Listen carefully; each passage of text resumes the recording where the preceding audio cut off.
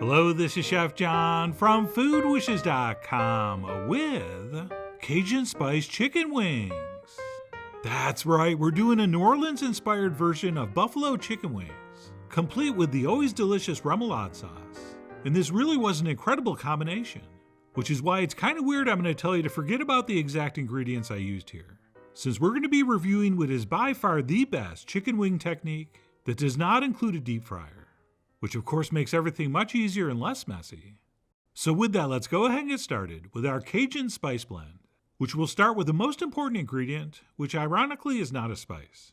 It's a big old spoon of baking powder, which you are not going to taste, but it will raise the pH of the skin, which allows the skin to brown up and crisp up much better. And then to that we will add some salt, as well as some garlic powder and some onion powder. And please be careful not to use garlic salt and onion salt. Totally different. We will also want to toss in some ground cumin, as well as some paprika. And of course, we can't do Cajun spice without a whole bunch of cayenne. And then we'll also do some freshly ground black pepper, at which point we'll finish up with some dried oregano and some dried thyme. But for this, I think it's better if we use the powdered version of these herbs, which is why I'm going to grind them in this mortar before adding them. And that's it. We'll take a spoon and give this a thorough mix.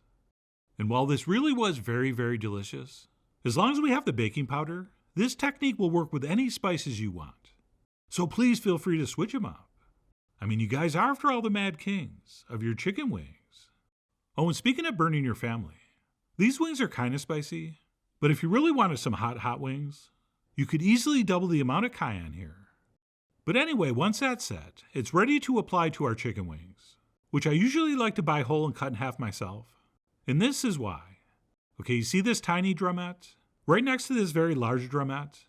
That's what will happen if you buy these already cut from the market. But you know what? These were on sale, so I went for it. And then for 2 pounds of wings, which is what I have here, we'll go ahead and toss in about 3 generous tablespoons of our spice blend. At which point we'll take some tongs and give this a thorough mixing. All right, we want to make sure they're very evenly coated. And then what we'll do once that's been accomplished is transfer these onto a baking rack set over a sheet pan. And yes, I have a little bit of parchment on the pan, just to make cleanup a little easier. And by the way, if you don't have a big baking rack, just do these on some lightly oiled foil, and things will work out just fine. And by the time these are all placed on, you may have noticed something kind of funny. That Cajun spice rub is going to look like it sort of disappears, but it doesn't really. It's just sort of clumping up and hydrating. And you'll see once these bake, they're going to be beautifully coated with that seasoning. But having said that, to hedge our bets, once these are panned up, I do like to go around and sprinkle a little more Cajun spice over the top, or again, whatever spices you're using with your baking powder. So I'm going to go ahead and give those another light dusting, at which point we'll let these sit on the counter for about 15 minutes before we bake them, which will give our baking powder a little time to activate. And while we wait, we should have just enough time to mix up our remoulade sauce, which we'll start by crushing some capers in a mixing bowl with the back of a fork. Okay, almost all the recipes say to chop them, but I think smashing them with a fork is faster, and we extract more flavor. And then once that's set, we can go ahead and add some prepared mayonnaise. And then besides the mayo, we'll also want to add in a generous spoon of Dijon mustard, or I guess the mustard of your choice, as long as it's Dijon. And then there's no way we can do a cold sauce from New Orleans without including some Worcestershire sauce, which I'm sure is exactly how they pronounce it there. And speaking of there, we'll also want to do some Louisiana-style hot sauce, plus a little shake of cayenne, and a little touch of paprika.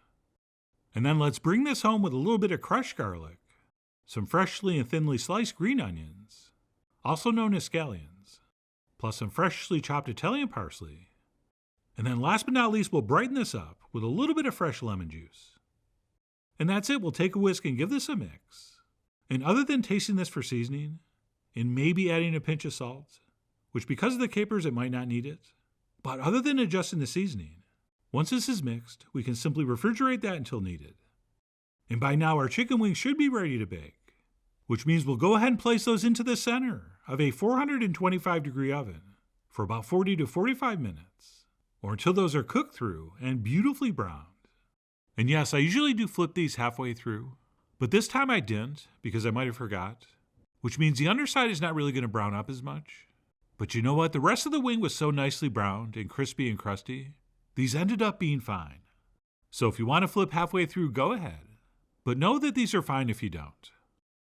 And then I really should let these cool a little bit before I dig in, but they just look and smell so good. I'm going to grab this freakishly small one and have a taste to see how I did. And that, my friends, besides being perfectly cooked on the inside and crispy on the outside, was, thanks to our Cajun spice, extremely flavorful. Man, that was good. But as nice as that was, it is like 10 times better with the sauce. So I went ahead and plated some up on some celery sprouts next to our beautiful remoulade sauce. And I went ahead and proceeded to eat these like you're supposed to, by dipping them in. Although, hold on a second, I'm doing this wrong. As you know, I do like to pull out the bones before I dip and eat, since that way we get all the meat, and we don't have to gnaw around those little bones like a savage. Alright, I am not a savage, except on Twitter. Oh, and I forgot to let you hear the crispiness, so let me do that now.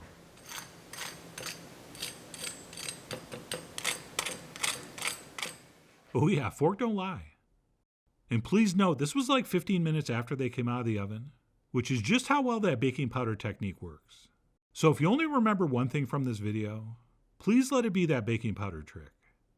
Oh, and by the way, if you cannot very easily pull out the bones, your chicken wings did not cook enough. Or you should not have to work to get the meat off the bones. And that would mean they're undercooked.